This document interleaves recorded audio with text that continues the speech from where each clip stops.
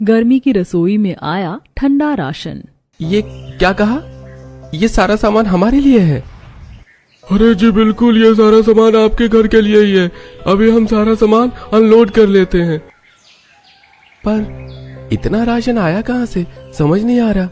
वो दोनों व्यक्ति ट्रक से ढेर सारा ठंडे राशन का सामान अनलोड करते हैं और उसके बाद उनके घर के अंदर रख रहे थे। इतना सारा राशन देखकर पड़ोसी भी बात बनाते हैं। कल तक तो इनके घर में खाने के लाले पड़े हुए थे और आज देखो इतना सारा राशन आ रहा है। इतनी जल्दी इन्हें कौन सी लॉटरी मिल गई है जो कल से आज सुबह ही उनके घर में राशन की भरपूर मात्रा आ गई। पता नहीं इन गरीब लोगों का क्या चलता रहता है। इन लोगों की कोई बात तो मुझे कभी समझ ही नहीं आती। अचानक से इनकी जिंदगी में कब क्या हो जाता है कुछ पता नहीं चलता। राशन देकर रोहन की पत्नी बहुत खुश हो रही थी। आपने मुझे बताया नहीं कि आपको प्रमोशन मिल गया है। मम्मी जी देखिए, लगता है इन्हें प्रमोशन मिल गया है, इसीलिए तो ये इतना सारा सामान एक साथ लोड करवा रही हैं। ये तो बहुत अच्छी बात है। लेकिन मेरा तो कोई प्रमोशन नहीं हुआ, आखिर ये सब क्या हो रहा है? तभी वहाँ पर दूसरा ट्रक भी आ जाता है और वो लोग भी वहाँ से राशन अनलोड कर रहे थे।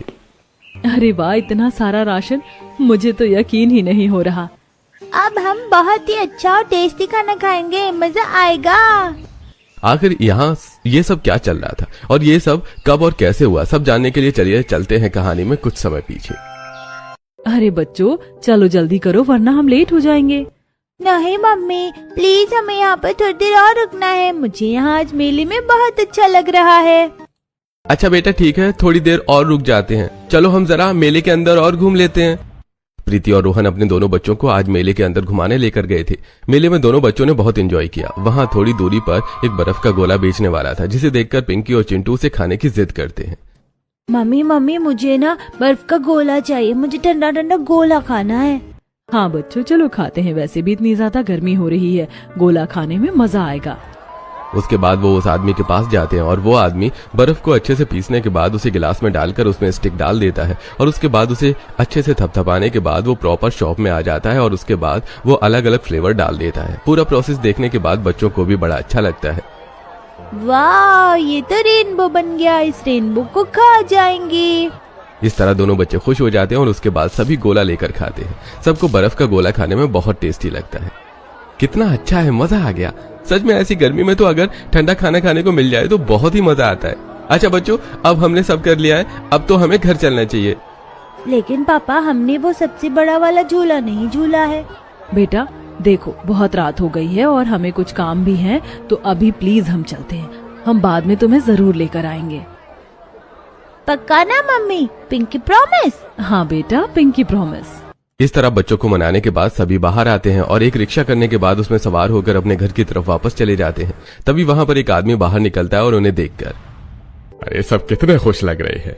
वो आदमी उन्हें देखकर ऐसा बोलकर वहां से चला जाता है। वहीं दूसरी तरफ प्रीति और रोहन जब घर वापस चले जाते हैं तब सबके सोने के बाद पैसों की कमी की वजह से बच्चों की कई इच्छाओं को मारना पड़ता है। कोई बात नहीं, इस महीने एक्स्ट्रा पैसे जोड़कर बच्चों के लिए कुछ जरूर करूंगा। कोई बात नहीं जी, आप इतना मत सोचिए। आज वैसे भी बच्चों ने बहुत एंजॉय किया है, बच्चे बहुत खुश थे। इस तरह सब पंखे के नीचे सो जाते हैं। उसके बाद अगले दिन सुबह रोहन तैयार होकर अपने काम पर जाता है। रोहन अपना काम अच्छे से कर रहा था। वो फैक्ट्री में चप्पल बनाने का काम करता था। तभी वहां उसका दोस्त पवन आता है। अरे तुम ये सारा सामान कहाँ लेकर जा रहे हो? अरे ये फालतू का सामान है, मैं इसे ले जाकर बेच दूंगा। अरे इसमें कुछ भी फालतू का नहीं है, ये बिल्कुल नया है और यहाँ पर काम के लिए इस्तेमाल करने के लिए लाया गया है। हाँ, इसीलिए तो महंगे दाम पर बिकेगा। तू भी जरा एक डिब्बा ले आ और चल मेरे साथ। अरे नहीं नहीं, हमें ऐसा नहीं करना चाहिए, ये सब बहुत ज्यादा गलत है। अरे यार, फिर से तेरा लेक्चर शुरू हो गया। कभी तो हाँ कर दिया कर। क्या हमेशा वही सत्यवादी हरिश्चंद्र बनता रहता है? तेरे इतना सही रहने से कुछ नहीं होने वाला। अरे बिल्कुल होता है, हमें किसी के साथ धोखाधड़ी नहीं करनी चाहिए, बल्कि हमें हमेशा ईमानदारी के साथ ही रहना चाहिए। गलत काम करना बहुत ज्यादा गलत होता है और इस चीज का नतीजा भी अच्छा नहीं होता। अरे तभी तो तू एक एक पैसे के लिए तरसता रहता है। कौन सा गलत काम का नतीजा गलत होता है? आजकल तो कलयुग चल रहा है, इसमें जो भी बुरे काम करता है उनको ही सब कुछ अच्छा मिलता है। या फिर हमारे पास हमारा परिवार भी तो है जिसका पेट पालना होता है। इतने खर्चे, इतनी महंगाई के जमाने में, इतनी कम तनख्वाह में मेरा तो काम नहीं चल पाता। हमसे इतना ज्यादा काम करवाया जाता है। अगर हम थोड़ा बहुत भी कुछ कर लेंगे तो क्या हो जाएगा? तुझे नहीं करना तो मत कर, मैं तो चला यहाँ से। इतना कहकर पवन वहां से चला जाता है और रोहन उसे समझाने की कोशिश करता है, लेकिन वो समझता नहीं है। पर ऐसा होते हुए किसी से सुन लिया था, एक नई लड़की जो वहां पर काम करने के लिए आई थी। इम्प्रेसिव। मुझे ये लड़का काफी अच्छा लगा। कुछ तो बात है इस लड़के में। ऐसा लगता है जैसे मैंने इसे पहले कहीं देखा है, लेकिन कहाँ देखा है बिल्कुल याद नहीं आ रहा। कोई बात नहीं, अब तो धीरे धीरे सब पता ही चल जाएगा। इतना कहकर वो लड़की वहां से चली जाती है और वहीं दूसरी तरफ घर पर गर्मी के मारे सबका बुरा हाल हो रहा था। प्रीति बच्चों के लिए दोपहर में चूल्हे पर खाना बना रही थी। हे भगवान, इतनी ज्यादा गर्मी है कि बस पसीनों से ही नहा लेते हैं। वहीं दूसरी तरफ चारपाई पर बैठी शांति भी गर्मी से बेहाल हो रही थी और वो हाथ पंखे से हवा कर रही थी। इतनी भीषण गर्मी में तो मन करता है कि कुछ ठंडा खाओ पियो, लेकिन हमारे घर में तो बस गर्म खाना ही बनता है। ठंडा राशन आए हुए तो बहुत समय हो गया। ठंडा राशन? ठंडे राशन में क्या हो सकता है मम्मी जी? अरे बेटा, होना क्या क्या है, वही जितनी भी ठंडी चीजें होती हैं, हमारे शरबत, सत्तू का आटा, तरबूज, खरबूजा, ऐसी ऐसी चीज होती हैं। ठंडी मीठी लस्सी, बेल का शरबत भी बहुत ठंडा होता है। इसके साथ मिश्री, सौंफ, गुलकंद, खीरा, ककड़ी, यही सब होता है। और आइसक्रीम, कुल्फी तो मुझे बहुत पसंद है। ये सब सुनकर प्रीति मन में सोचती है, काश हमारे घर में भी ठंडा राशन आ पाता। ये सब कुछ आए भी बहुत समय हो गया है और गर्मी में सबका खाने का भी मन करता है। देखती हूँ, कुछ ना कुछ तो ठंडा लेकर ही आऊंगी। ऐसा सोचते हुए प्रीति खाना बनाती है और उसके बाद सभी को खाना परोसती है। सब खाना खाने बैठे ही थे कि तभी लाइट भी आ जाती है और उन्होंने अपना पंखा चला लिया था। अच्छा है मम्मी, लाइट आ गई, वरना बहुत गर्मी लग रही थी। हाँ, लेकिन हमें तो पंखा चलाने के बाद भी बहुत गर्मी लगती है, क्योंकि अब यह पंखा भी काफी पुराना हो गया है और इसकी मोटर भी बदलवाने वाली हो गई है। तो उसके बाद इसके अंदर पहले वाली बात नहीं रही। हालांकि ये बाकियों की तरह बहुत ठंडी हवा नहीं देता, पर कम से कम अभी चूल्हे के आगे जितनी गर्मी लग रही थी, यहाँ बैठने के बाद थोड़ी सी तो राहत मिल रही है। हाँ बिल्कुल, कम से कम उसे तो फिर भी थोड़ी बहुत राहत है। इस तरह सब पंखे की हल्की फुल्की हवा के सामने बैठकर खाना खाते हैं। यूं ही दिन गुजर रहे थे। कुछ दिन बाद जब रोहन प्रीति को पैसे देता है, अभी मेरे पास पैसे यही हैं, तुम्हें इन्हीं से काम चलाना होगा और कुछ दिन बाद हमारी पगार मिल जाएगी, तो उसके बाद राशन पानी जो भी लाना होगा तुम ले आना। जी ठीक है। अब प्रीति उन पैसों को लेकर राशन की दुकान पर जाती है और वहां पर ठंडे राशन का दाम पूछती है। देखिए बहन जी, जो शरबत आप कह रही हैं वो 400 रुपए का है और सत्तू का आटा भी हमारे पास पैकेट वाला है जो कि आपको 150 रुपए किलो पड़ेगा। ये सब सुनने के बाद प्रीति मन में सोचती है, ये तो काफी महंगा है, इतना महंगा तो नहीं हो पाएगा। एक काम करती हूँ, अभी के लिए सिर्फ गोंद कतीरा ही खरीद लेती हूँ और उसके साथ थोड़ी सी मिश्री और सौंफ खरीद लेती हूँ। ये सब सोचने के बाद प्रीति अपना ऑर्डर दुकानदार को बता देती है। उसके बाद वहां पर खड़ी उसके पड़ोसन उसका मजाक उड़ाती है। जब तुम्हें कुछ खरीदना ही नहीं था तो उसके दाम पूछने की क्या जरूरत थी? ओह अच्छा, मैं समझ गई। अब याद आया, तुम तो गरीब हो, तुम्हारे पास तो ये सब खरीदने के पैसे ही नहीं हैं। प्रीति को गुस्सा तो बहुत आता है, लेकिन वो बात को आगे न बढ़ाते हुए चुपचाप अपना सामान लेकर घर वापस आ जाती है। वहीं दूसरी तरफ बच्चे मोनू के घर खेलने गए थे। हेलो बच्चों, तुम सब भी शरबत पियो। ये बेल का शरबत है, मैं ठंडे दूध में डालकर बनाई हूँ। उसके बाद बच्चे शरबत पीते हैं, उन्हें वो बहुत ही ज्यादा स्वादिष्ट लगता है। आंटी, ये तो बहुत ही ज्यादा टेस्टी था। हाँ, इसे पीने के बाद तो बहुत अच्छा लग रहा है। मैंने आज से पहले इतना टेस्टी शरबत कभी नहीं पिया। मुझे खुशी है कि तुम्हें ये अच्छा लगा। ये मलाई वाला शरबत है, सबको बहुत अच्छा लगता है। अगली बार जब भी तुम्हारा पीने का मन करेगा तो आ जाना, मैं तुम्हें पिला दूंगी। पायल बहुत ही अच्छी थी। वो कभी बच्चों में भेदभाव नहीं करती थी। उसे बच्चे बहुत पसंद हैं। वो अक्सर अपने घर आए बच्चों को कुछ न कुछ खाने पीने के लिए दे देती थी। शरबत पीने के बाद जब दोनों बच्चे घर जाते हैं तो वहां पर प्रीति उसके बाद सभी को गोंद खातिर और उसके अंदर मिश्री डालकर शरबत बनाकर सबको पीने के लिए दे देती है। हाँ, इसे पीने के बाद तो जो ठंडक मिलती है बहुत अच्छा लगता है। जी मम्मी जी। लेकिन हमें तो ये शरबत बिल्कुल भी अच्छा नहीं लगा। हमें तो आज पायल आंटी ने एक शरबत पिलाया था, वो बहुत ही स्वादिष्ट लग रहा था। हाँ, उसे पीने के बाद तो मजा आ गया। मुझे भी वो शरबत बहुत अच्छा लगा। आप कभी हमारे लिए वैसा शरबत क्यों नहीं लेकर आती? आप जो शरबत बनाती है ये तो बस मीठा होता है, इसमें कोई स्वाद नहीं होता। उन्होंने तो दूध में वो शरबत बनाया था और आप तो बस पानी में बना देती हो। बेटा, मैं मानती हूँ कि अभी मैं तुम्हारे लिए कुछ नहीं कर पा रही, लेकिन मैं बाद में कोई अच्छा सा शरबत लाकर तुम्हें जरूर पिलाऊंगी। अब प्रीति थोड़ी उदास हो गई थी। वो भी चाहती थी कि उसके घर में भी थोड़ा बहुत ठंडा राशन आए, लेकिन अभी उनके हालात भी कुछ ऐसे ही थे। यूं ही दिन गुजर रहे थे। एक दिन बच्चों को स्कूल से लाने का टाइम होता है, तब दोनों बच्चे स्कूल के गेट पर अपनी मम्मी के आने का इंतजार कर रहे थे। लेकिन तभी वहां आइसक्रीम वाला आता है और बाकी सब बच्चे वहां से आइसक्रीम ले रहे थे, लेकिन पिंकी और चिंटू तो बस उन्हें निहार रहे थे। तभी उनके पास एक आदमी आता है। अरे बेटा, तुम दोनों इस तरह आइसक्रीम को सिर्फ देख रहे हो, तुम दोनों आइसक्रीम क्यों नहीं खरीद रहे? तुम भी आइसक्रीम खरीद कर खा लो। नहीं अंकल, हम आइसक्रीम नहीं खरीद सकते क्योंकि हमारे पास उतने पैसे नहीं हैं। वो आदमी देखता है कि बच्चे आइसक्रीम खाने के लिए तरस रहे हैं। कोई बात नहीं, तुम्हें मैं आइसक्रीम खिला देता हूँ। नहीं अंकल, हमें आइसक्रीम नहीं खानी। अरे बेटा, क्यों नहीं खानी? लेकिन आइसक्रीम तो अच्छी होती है ना। क्योंकि हमारी मम्मी ने कहा है कि अनजान लोगों से कुछ भी नहीं लेना। हम आपको नहीं जानते, इसलिए हम आपसे आइसक्रीम नहीं ले सकते। वो आदमी बच्चों को आइसक्रीम खिलाने के लिए मनाता है, लेकिन बच्चे मना कर देते हैं। तभी चिंटू देखता है कि प्रीति वहां आ रही है। प्रीति ने हाथ में छाता लिया हुआ था, जिसे देखकर चिंटू कहता है, मम्मी आप आ गए। ऐसा सुनकर वो आदमी हड़बड़ा जाता है। अरे क्या कहा? मम्मी? तुम्हारी मम्मी आ गई? वो आदमी अफरा तफरी में इधर उधर भागकर चला जाता है। तब बच्चे सारी बात प्रीति को बताते हैं। तुमने बिल्कुल अच्छा किया, हमें किसी भी अनजान से कोई चीज नहीं लेनी चाहिए। अच्छा आप चलो बच्चों, छाते के नीचे चलो, कितनी ज्यादा धूप हो रही है। इतनी धूप में हमें लंबा चलना है, वरना तबीयत खराब हो जाएगी। मम्मी एक बात बताओ। हाँ बेटा पूछो। मम्मी, सूरज मामा इतने ज्यादा गुस्से में क्यों रहते हैं हमेशा? क्या कहा? सूरज मामा गुस्से में रहते हैं? तुम्हें ऐसा क्यों लगता है? क्योंकि मम्मी, सूरज मामा हमेशा आग की तरह उबलते रहते हैं और जैसे गुस्से में मुंह लाल होता है बिल्कुल वैसे ही रहते। आखिर वो हमेशा किससे गुस्सा रहते? इतना गुस्से में रहते, इसीलिए तो हमें इतनी ज्यादा गर्मी लगती है। अच्छा सवाल है। हम इंसानों से ही गुस्सा रहते हैं बेटा। हम हमेशा इतने सारे पेड़ पौधे काट देते हैं, जिसकी वजह से इतनी ज्यादा गर्मी बढ़ रही है। इस तरह बात करते हुए सब घर वापस आ जाते हैं। एक दिन रोहन अपने काम पर था।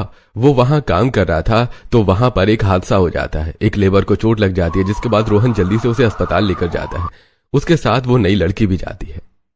अच्छा हुआ आप इन्हें समय से लेकर आ गए, वरना चोट से ज्यादा खून बहने की वजह से ज्यादा परेशानी हो सकती थी। अब ये छोटी मोटी दवाई और मरहम पट्टी से सब ठीक हो जाएगा। उसे वापस बाहर लाते हुए, तुम्हारा बहुत बहुत शुक्रिया, तुम बहुत अच्छे हो। तुम सबकी मदद करने के लिए तुरंत तैयार हो जाते हो। अरे ये तो हमारा फर्ज है, हम सबको एक दूसरे की मदद करनी चाहिए। ये सब देखकर नेहा और ज्यादा खुश हो जाती है और मनी मन सोचती है, हे भगवान, लगता है मुझे मेरा प्यार मिल गया। ये लड़का सच में बहुत अच्छा है। अब नेहा मनी मन रोहन को पसंद करने लगी थी। वहीं दूसरी तरफ एक दिन आंगन में प्रीति और शांति बैठी हुई थी। तब गली में तरबूज, खरबूज, खीरे, ककड़ी बेचने वाला आया हुआ था। आसपास की औरतें उसके ठेले पर से ठंडी ठंडी सब्जी और फल ले रही थी। अरे भैया, तरबूज तो तुम्हें एक काम करो, 5 किलो दे दो। बड़ा वाला तरबूज दे देना। इतनी ज्यादा गर्मी हो रही है कि एक तरबूज तो अंदर जाकर अभी खत्म हो जाएगा। अरे तुमने बिल्कुल सही कहा, आजकल इतनी ज्यादा गर्मी हो रही है और ठंडा खाना पीना खाने पर ही थोड़ा बहुत कलेजे को ठंडक मिलती है, वरना तो शेर भी आग की तरह उबलता ही रहता है। और बच्चों से तो घर में बिल्कुल बर्दाश्त नहीं होती। बच्चों के लिए तो फिर भी हमें सब कुछ खरीदना ही पड़ता है। इस तरह सब ठंडा खाना ले रहे थे, जिसे देखकर प्रीति और शांति बहुत उदास थे। सब अपने अपने बच्चों के लिए कितना कुछ ले रहे हैं और हमें देखा कि हम अपने बच्चों के लिए कुछ भी नहीं ला पा रहे हैं। काश हम भी उनके लिए ठंडा खाना खरीद पाते। मुझे अपनी चिंता नहीं है, लेकिन बेचारे बच्चे, दूसरों को देखकर उनका भी मन करता है। कोई बात नहीं मम्मी जी, आप इतना मत सोचिए, धीरे धीरे सब हो जाएगा। यूं ही दिन गुजर रहे थे। एक दिन जब रोहन काम पर गया हुआ था और प्रीति भी बच्चों को स्कूल लेने गई थी, तब शांति जल्दबाजी में दरवाजे पर ताला लगाती है। मुझे जल्दी से जाना होगा, बस मुझे कोई देख ना ले। अगर किसी ने देख लिया तो गड़बड़ हो जाएगी। उसके बाद शांति सबसे छुपते छुपाते जल्दी से वहां से जाने लगती है। थोड़ी देर जाने के बाद वो एक आदमी उसके पास पहुंचती है। दोनों बाजार में मिलते हैं। आदमी शांति को देखकर बहुत खुश हो जाता है। मुझे खुशी है कि तुम मुझसे मिलने यहाँ पर आई है, मुझे बहुत अच्छा लग रहा है। मैं तुम्हें यहाँ पर खुश करने के लिए या फिर तुम्हें अच्छा लगवाने के लिए तुमसे मिलने यहाँ नहीं आई हूँ। मैंने कल तुम्हें अपने घर के पास देखा था, बस तुम्हें यही आखिरी वार्निंग देने आई हूँ कि जरा सावधानी से रहो और मेरे घर के आसपास आगे से मुझे दिख मत जाना। अरे तुम तो बहुत ज्यादा निर्दयी हो रही हो, तुम्हें ऐसा नहीं करना चाहिए। मुझे तो इससे भी ज्यादा बहुत कुछ करना चाहिए। देखो, मैं नहीं चाहती कोई भी हम दोनों को एक साथ देख ले, इसीलिए प्लीज जो कुछ भी है रफा दफा करो और यहाँ से चले जाओ। आगे से मैं तुमसे मिलने भी नहीं आऊंगी। इतना कहकर शांति वहां से चली जाती है और रमेश उदास होकर सोचता है, आखिर मैं इसे कैसे मनाऊं, मुझे तो कुछ समझ नहीं आ रहा। शांति वहां से चली जाती है और वहीं दूसरी तरफ जब प्रीति बच्चों को ला रही थी तो बच्चे आइसक्रीम खाने की जिद करते हैं। मम्मी हमें आइसक्रीम खानी है। बेटा आइसक्रीम नहीं, हम बर्फ का गोला खाते हैं। देखो वहाँ पर सामने बर्फ का गोला भी मिल रहा है। लेकिन इतने दिनों से हमने आइसक्रीम या कुल्फी कुछ भी नहीं खाया। मेरा तो आइसक्रीम खाने का मन कर रहा है। बेटा तुम यहाँ पर इस तरह बात को ज्यादा मत बढ़ाओ, अभी मेरे पास ज्यादा पैसे नहीं है, बात को समझो। चलो हम सब साथ में मिलकर बर्फ का गोला खाते हैं ना। बेचारे बच्चे अब तो उन्होंने भी सब कुछ बर्दाश्त करना सीख लिया था और उन्हें ये सब कुछ सुनने की आदत हो गई थी, इसलिए प्रीति के समझाने पर वो समझ जाते हैं और उसके बाद सभी वहां पर बर्फ का गोला साथ मिलकर खाते हैं। लेकिन ये सब सीमा देख लेती है और उसने अपने बच्चों को आइसक्रीम दिलवाई थी तो वो अपने बेटे को वहां लेकर जाती है। मैंने कितनी बार देखा है तुम्हारे बच्चों को भी छोटी छोटी चीज खाने के लिए तरसते हैं। आज तुमने फिर से इन्हें तरसा दिया। मेरा बेटा कितनी अच्छी 100 रुपए की आइसक्रीम खा रहा है और तुम इन्हें सिर्फ 5-5 रुपए का गोला खिला रही हो। तुम्हें अपने बच्चों के बारे में थोड़ा सोचना चाहिए। तुम अपने बच्चों के लिए इतना भी नहीं कर सकती तो फिर और क्या ही करोगी। ये सब सुनकर आज तो प्रीति को बहुत ज्यादा गुस्सा आ जाता है और वो भड़कते हुए कहती है, तुम्हें इन सब चीजों की चिंता करने की कोई जरूरत नहीं है। मेरे बच्चे हैं, मुझे कैसे रखना है सब पता है। तुमसे ज्यादा चिंता मुझे मेरे बच्चों की है, इसीलिए ज्यादा दूसरों के मामलों में अपनी टेढ़ी मेढ़ी नाक अड़ाने की जरूरत नहीं है। मुझे सब अच्छे से पता है कि तुम अपने बच्चों के लिए ठीक से खाना तक नहीं बना सकती। किटी पार्टी में जाती हो, अपने बच्चों के लिए टाइम तक नहीं निकालती। बेचारा बेटा तुम्हारा कई बार रोता है, इसीलिए मुझे तुमसे तो सीखने की जरूरत नहीं है कि मुझे अपने बच्चों को कैसे रखना है और कैसे नहीं। आज प्रीति सीमा को खरी खोटी सुनाकर वहां से अपने बच्चों को लेकर चली जाती है, जिसे सुनने के बाद आखिर अपने आप को समझती क्या है, चल बेटा यहाँ से। उसके बाद प्रीति गुस्से में घर वापस आ जाती है और वही दूसरी तरफ नेहा भी रोहन से दोस्ती बढ़ाने की कोशिश करती है। वो अब रोहन से बात करने लगी थी। तो बोलो रोहन, क्या आज तुम मेरे साथ बाहर खाने पर चलोगे? जी नहीं, माफ कीजिएगा, मुझे घर जाना होगा। मैंने अपना सारा काम खत्म कर लिया है। आप भी अपना काम खत्म करके जल्दी से घर चले जाना। अच्छा ठीक है, अब मैं चलता हूँ। इतना कहकर रोहन वहां से चला जाता है, जिसके बाद नेहा खुद से कहती है, लगता है मुझे दोस्ती करने के लिए कुछ ज्यादा ही एफर्ट लगाना होगा। लेकिन मैं तो रोहन के बारे में ज्यादा कुछ जानती भी नहीं। एक काम करती हूँ, आज जाकर देखती हूँ कि रोहन का घर कहाँ है। उसके बाद नेहा अपनी गाड़ी में बैठकर रोहन का पीछा करना शुरू करती है। वो धीरे धीरे गाड़ी चला रही थी और देखती है कि रोहन एक छोटे से घर के अंदर गया है, जिसे देखने के बाद लगता है रोहन के घर की कंडीशन कुछ ज्यादा ठीक नहीं है। वैसे ऑब्वियसली फैक्ट्री में काम कर रहा है, इतनी ज्यादा सैलरी नहीं है, तो कहाँ से सब होगा। इतना देखकर नेहा वहां से वापस चली जाती है और घर के अंदर सब सादा खाना खा रहे थे। क्या बात है प्रीति, आज तुम थोड़ी उदास लग रही हो। आज दिन में सीमा के साथ जो कुछ भी हुआ उसकी वजह से प्रीति का मूड कुछ ज्यादा ही खराब था। नहीं, कुछ नहीं हुआ है। रोहन समझ तो गया था कि कुछ तो बात है, लेकिन वो सबके सामने कुछ नहीं कहता। बाद में खाना खाने के बाद जब सब सो जाते हैं और प्रीति बाहर आंगन में बर्तन धो रही थी, तब रोहन उसके पास बात करने जाता है। आप तो बता दो क्या बात है। कुछ नहीं, बस बच्चों को छोटी छोटी चीजों के लिए तरसते देखती हूँ तो बिल्कुल भी अच्छा नहीं लगता। मेरा मन बहुत ज्यादा दुखता है। अब मैं क्या करूँ। आज सीमा से भी मेरी बहस हो गई थी। प्रीति रोहन को सारी बात बताती है, जिसके बाद रोहन उसे समझाते हुए कहता है, अरे कोई बात नहीं, तुम्हें इस तरह परेशान होने की जरूरत नहीं है। तुम देखना जल्दी ही सब ठीक हो जाएगा। रोहन प्रीति को समझाता है। उसके बाद दोनों सारा काम खत्म करके घर के अंदर चले जाते हैं, फिर सो जाते हैं। अगले दिन संडे था और रोहन शांति को लेकर बाजार गया था, लेकिन पीछे पीछे नेहा चल रही थी।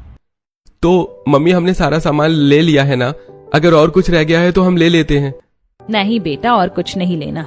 मैं सोच रही थी इस बार थोड़े पैसे बचाकर हम बच्चों के लिए कुछ अच्छा खाने पीने को ले लेते।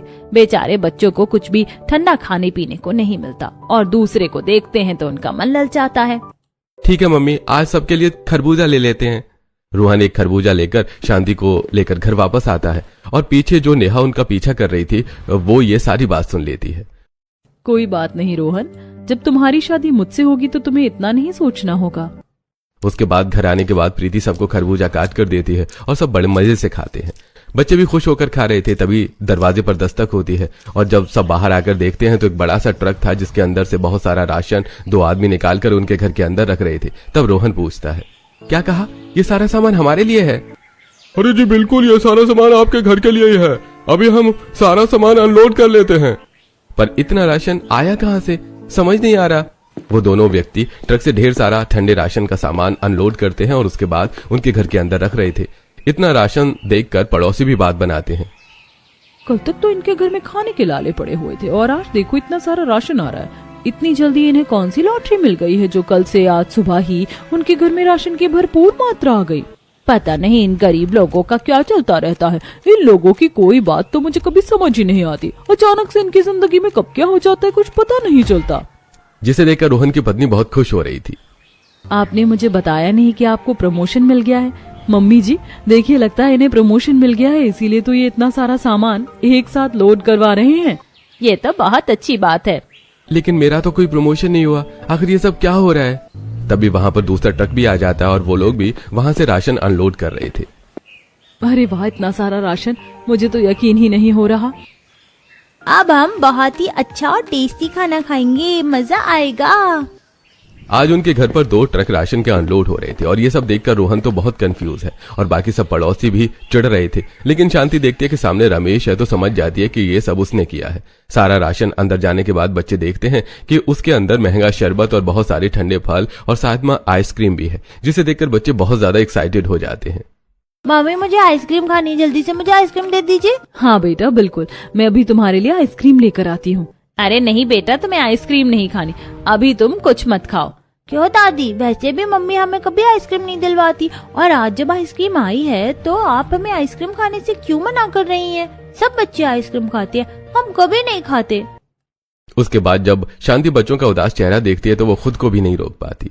ठीक है बच्चों, तुम्हें जितनी आइसक्रीम खानी है तुम खा सकते हो। इसके बाद प्रीति सबको आइसक्रीम देती है और आज सभी ठंडे दूध में बेल का शरबत भी पीते हैं। इसके बाद सबको बहुत अच्छा लगता है और उसके अंदर ठंडा फालूदा भी था, जिसके बाद सब फालूदा खाते हैं। आज तो हमने एक साथ 3 चीजें खा ली, लेकिन सब कुछ खाकर कितना अच्छा लग रहा है, सब कुछ बहुत टेस्टी है। हाँ, और बच्चे भी बहुत खुश हैं। मुझे लग रहा है कि आज बच्चे बहुत ज्यादा खुश हैं। आखिरकार उनके परिवार में फाइनली ठंडा राशन आ गया, लेकिन रोहन बार बार सोचकर कंफ्यूज हो रहा था कि आखिर ये सब किसने भेजा है। आखिर ये राशन भेजा किसने है, मुझे पता लगाना होगा। जब अगले दिन रोहन ऑफिस जाता है तो उसे पता चलता है। अरे हमारी फैक्ट्री के मालिक ने हम सबके लिए घर पर राशन भिजवाया है। लगता है उन्हें भी हम पर तरस आ गया कि इतने कम पैसों में कुछ नहीं होता। ओह अच्छा, तो ऐसा हुआ है, यानी सबके घर पर फैक्ट्री से राशन गया है। ये तो बहुत अच्छी बात है। वहीं दूसरी तरफ शांति शाम को छुपकर रमेश से मिलने जाती है और उससे गुस्सा करती है। मैंने आपसे कहा था ना कि मेरे घर के आसपास दिख मत जाना, ऊपर से ये मेरे घर पर राशन भेज रहे हो। आखिर साबित क्या करना चाहते हो? देखो बच्चे बहुत ज्यादा तरस रहे थे और मुझसे बिल्कुल भी नहीं देखा जा रहा था कि बच्चे इतना ज्यादा तरसे। मैं पिछले 2-3 सालों से देख रहा हूँ, इस बार मुझसे बिल्कुल भी नहीं रोका गया, इसलिए मैंने ऐसा किया। तो 2 ट्रक भिजवाने की क्या जरूरत थी? नहीं, मैंने तो बस 1 ट्रक भिजवाया है।